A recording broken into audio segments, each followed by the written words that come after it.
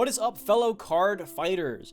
Recently, I was at the BCS over in Rosemont, Illinois, and I played Shadowverse. Yeah, that's right, I didn't play Vanguard, I played Shadowverse, and I had a blast. That game is so much fun. But I did play Vanguard back in Philly, and I did not have fun. It kind of sucked balls. It was not great. I didn't really enjoy it. But that got me thinking. Shadowverse reminded me how much fun I could have playing card games at an event. So what's the problem with Vanguard? Well, there's a lot of those. There's a lot of problems with Standard. Standard has a lot of issues. But today, I want to talk about specifically the card design philosophy and how I've noticed it shifted over the past couple of years. And I'm not talking just like the past couple of years of Standard. I mean over Vanguard in its entirety. Like today, we are throwing it all the way back to the OG series so that I can illustrate my point. So for those of you that didn't play back then, you're probably going to have no idea what I'm talking about. But, you know, that's going to be a good history lesson for y'all today. Because Vanguard back in the day was really friggin' awesome. So to start, we kind of need to go to like the root of the problem. We need to talk about Vanguard at its core. So in a game of Vanguard, we got to start with what is the goal? What is the goal of a game of Vanguard? What are you trying to do? Well, we're trying to deal our opponent 6 damage. Okay, we're trying to deal 6 damage. What is the most efficient way to do that? What is our best way of dealing our opponent 6 damage? Now, this is barring triggers. This is a world where triggers don't exist. We just have normal units. What is the best way to deal our opponent 6 damage before they deal us damage? Well, there's 2 things we can do. We can either attack with bigger numbers, or we can do more attacks. Or we can just do both. Both of those things is actually better than each of them individually. But like the 2 best things you can be doing in Vanguard to win the game is gaining power and attacking multiple times. Don't get me wrong, drawing cards is good, guarding and staying alive is good, but none of those things actually win you the game. Attacking with numbers so big your opponent can't block them, or so many attacks your opponent can't block them, are how you win the game. You can either go tall with big number, or you go wide with lots of attacks, right? Those are like the two best things you can do to win a game of Vanguard. So what's the problem? Well, if those are the 2 best things that we can be doing, we should probably make it kind of difficult to do those things. Otherwise, everyone will just do them. And this is where my point comes into play. In Standard, a lot of the times, you see all of the decks kind of just trying to do the same thing in different ways, right? Every deck in the game is just trying to get a bunch of numbers, right? And then multi-attack in a variety of different ways, but at the end of the day, it's all the same thing. We just want to get big and swing as many times as we can. Now, for those of you old heads out there, you might be saying, Bacon Saver, we've been doing that for years. Vanguard's always been like that. That's how clans worked. It was just you did your clan's thing to do the good thing. And to that I say yes, but I feel like there is a slight but also significant difference between how they used to do that versus how we're doing it now. This may sound stupid, but I feel like there is a very big difference between everybody doing the same thing in different ways versus doing different things to accomplish the same goal. And to illustrate what I mean, in Standard, almost every grade 3 we're getting nowadays that's like somewhat worth its salt either gives you a bunch of numbers, multi-attacks, or triple drives, or normally, if it's good, does a combination of all 3. We can see that with some of the most recent topping decks, like Heart Lulu or Vergila. Both of these decks just get numbers, attack 5 times, and triple drive, and that's really, really good. These decks do different things, but at the end of the day, are they really so different? They both just build the same board every single turn and then just turn it sideways at you. Like, sure, Heart Lulu has the orders and uses the soul, and Vergila re-rides a Vanguard and activates an order card. But like, at the end of the day, they're both turning their Vanguard sideways at you and giving you a giant number. Like, it's not that different. Now, was old Vanguard like this? Yes, but it was a little bit different. See, back when we had clans, all of the clans had their clan identity, right? Every clan kind of did its own thing. And the way old cards worked was you had clans like Nova Grapplers, where their main mechanic was they attack you a lot. They multi-attack. That's what they do. They restand and they attack you again. That's their whole gimmick. Then we got Aqua Force, whose gimmick was similar. It also multi-attacks, but it has to do it in a very specific order. And if you do it in the right order, you get rewarded for doing so. But those were the main, like, multi-attack decks. If you wanted to multi-attack back in OG Vanguard, you, like, kinda had to work for it, or at least you had to, like, manipulate your clan's gimmick in order to allow you to multi-attack. This was back before the day where every single rearguard just said CB1 restand it, alright? This is stuff like, take the Royal Paladins, for example. What was their clan mechanic? It was to superior call units. It was to build a board, right? Calling allies from your deck to come aid you in battle. Okay, now what do we want to do? We want to multi-attack because that is good. That's how we win. Well, if you think about it, if you can somehow superior call a unit during the battle phase, it'll come in, stand, and can attack.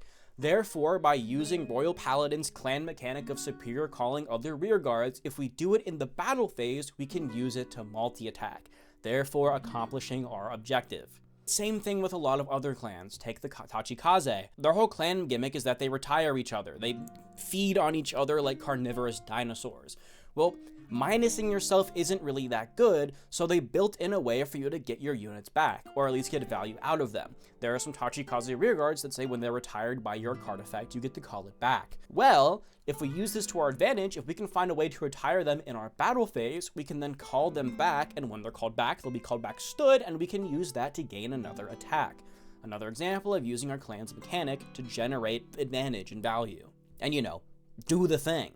Every deck was kind of shooting for the same goal, but using different ways to get there. Every deck wanted to restand and multi-attack and get a bunch of numbers, but they kind of had to figure out their own way of doing it. You see, the problem I'm seeing in Standard is that we've inverted that. We're now starting with the best thing you can be doing. The best thing you can be doing is multi-attacking with big numbers. Well, if we want to, you know, sell cards and, you know, print cards that are better than the old cards, well, all the new cards have to do those things. They have to multi-attack, right? They have to get big numbers. They have to triple drive. Okay, we're now starting from that baseline and now trying to find ways to make it feel just a little bit different from everything else. We're doing the same thing. We're just kind of slapping a new coat of paint on it and going like, oh, look, new toys. I guess the best example I can give is that in Standard, all of the grade 3s are vanilla ice cream with different kinds of sprinkles on them. Are they different? I guess, but at their core, not really. It's all vanilla ice cream at the end of the day. It's just, you know, what color sprinkles you want on top. Whereas in original Vanguard, every deck was trying to be vanilla ice cream. It was just kind of doing it in their own way. Some decks were vanilla bean, some decks were frozen yogurt, other decks were sorbet, some decks were like vanilla with the little bespeckled black bits in them, and some decks were just plain white, great value vanilla. All trying to be the same thing, but at their core, they were different. And I think that's the problem I'm seeing. If you have a game where there is a very visible best thing you can be doing, I feel like you should then make players work to get to that point. If the best thing you can do is multi-attack with big numbers, you should make players have to work to attain that goal. Not start at the top and then try to make it feel a little bit different between all of the other decks. Like, it is not the place that we should be starting at. It is the place that we should be trying to, like, help players get to, but not let them get there. It's like we're trying to solve a math equation, but we've, like, started with the answer, and we know the answer is 4. And then they go, all right, here's a deck that's 2 plus 2, but this deck is 1 plus 3, and this deck is 4 plus 0. Ooh! They're different math problems, but they're all the same answer. Whereas in OG, it kind of felt like we knew the answer was 4, but they didn't give us, like, super clear ways to get there. At least this is pre, like, end of G, where every single card in the game just said, restand, get 5k, and draw a card for, like, a Soul Blast. We kind of knew the answer was 4, but you'd look at your cards and you'd be like, all right, well, I have, like, 1.5 and 2. That's 3.5. It's pretty close to 4. I think we're gonna go with that, because that gets us pretty close. And I think doing that just feels so much better. I really don't like the idea of just kind of starting at the best thing and then trying to make it feel different from all of the other same best thing. It felt a lot better when you just had a bunch of different tools and then you would try to use those tools to get as close as you could to that best thing. It wasn't perfect by any means, and it's still a pretty similar experience, but it feels far and away better than what we have right now in Standard. So you might be wondering, what do we do about it then? How do we solve this problem that I have claimed that exists? And the answer is kind of nothing. You just keep going. You keep going up, you know? We're going up, up, up. You can take, like, Yu-Gi-Oh, for example. We got tier. We got the tier elements, and it's like, these things are crazy powerful. Where can we possibly go from here? Well, first we ban them, and then you get Snake Eyes. And now every deck, your opening hand needs to be your 1-card combo piece, and then, like, 3 hand traps. And it's like, okay, now every deck is like 50% hand traps and a bunch of 1-card combos. Where could the game possibly go from here? And then we get, I don't know, let's just put the hand traps into the archetype and then let you play the game starting from turn 0, right? And it's like, okay, cool, you know, we got Jush, and Jush is cool, people like Jush, right? Like, it's neat, but like, the power level has progressed forwards. And the format's good, you know, until you delete the load-bearing Goku file, and then you get formats like this. Sorry. But, like, you can kind of only go up from here. We don't have, like, rotation, and we can't just reboot for a 4th time. So, all we could really hope for is that they just, like, push the power level to some new crazy degree to where these problems don't exist anymore. Like with all those Yu-Gi-Oh formats, where could they possibly go from here, right? What do you do? Give us more shield? They hate doing that. I don't know, it's kind of a scary time for Vanguard, right? I'm gonna, you know, keep watching pensively and see if maybe the game finds a way to fix itself.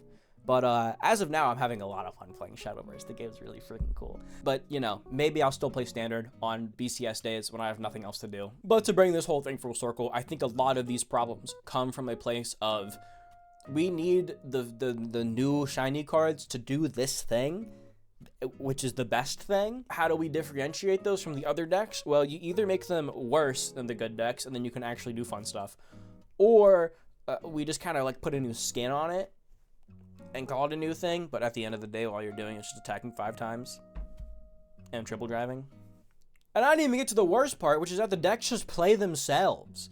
Like, if you played Varga or Heart Lulu, like, yeah, there's some stuff you can do, but like 60% of your game is just doing the same thing. Like, we really are fully into this follow the instructions era of Vanguard, where every turn you just kind of read all your cards, just do what they say. Like, I haven't played that much Varga, but when I did play it, it was just, all right, I start my turn, bind your guy, revive the Ezor that I intercepted with last turn. All right, let's rewrite Alpha Knights. All right, cool, activate Alpha Knights effect. Let's go get the order and the Fanfare. All right, Fanfare, we make the Ezor and the Fanfare big. Ooh, we'll activate the order, check top 5, see if we find something. I don't know. Oh, Shenri, that's pretty good. We'll put a Shenri down. All right, battle phase. Triple drive. Heart Lure is even worse. It's like, oh, front and left rear guard. Oh. Front right rear guard. Oh, I am cooking. I don't know, man. I'm excited to play Night Rose. That deck's like 30% one-ofs, so that'll be fun to figure out. You call me a boomer, but man, I just want to go back to the good old days where I could just be like, swing for 16, get owned, nerd. That's pretty good. Can we go back to when 16 was a big number? That was huge. 21? How do I guard 21? That's more than a trigger. It was nice. It was nice, man. It was nice. You watch the old anime and you're like, these guys are playing with 4 cards in their hand. And they're living. That's unfathomable. Now, I know it's the anime, but still. I don't know. I hope Standard fixes its issues. I'd love to play more Standard, but I do think until they kind of like find a way to shift this mindset of, instead of starting from the good thing of multi-attack and get power, and shift it more to, here's what your deck does, and now you have to find a way to get multi-attack and power out of the thing that the deck does. Until we go back there, we're kind of cooked. As you've seen, if you're not triple driving, what are you doing? If you're a 3-attack deck, good luck, buddy. If you have a really good idea for how to fix Vanguard, let me know in the comments. I love hearing people's ideas. Let me know how you would fix Cardfight Vanguard if given the opportunity to. I'd love to read them. That would be exponentially more fun than resolving the 4th Happy Toys order for the umpteenth time in a row. But, you know, with that being said, thank you for listening to this super long-winded gleam. And, you know, I hope you gleaned some somewhat neat information out of it. I don't know, maybe you didn't, maybe you hated it. Either way, let me know down below. Be sure to like, comment, and subscribe. And I don't know, maybe I'll make a video if I feel like it.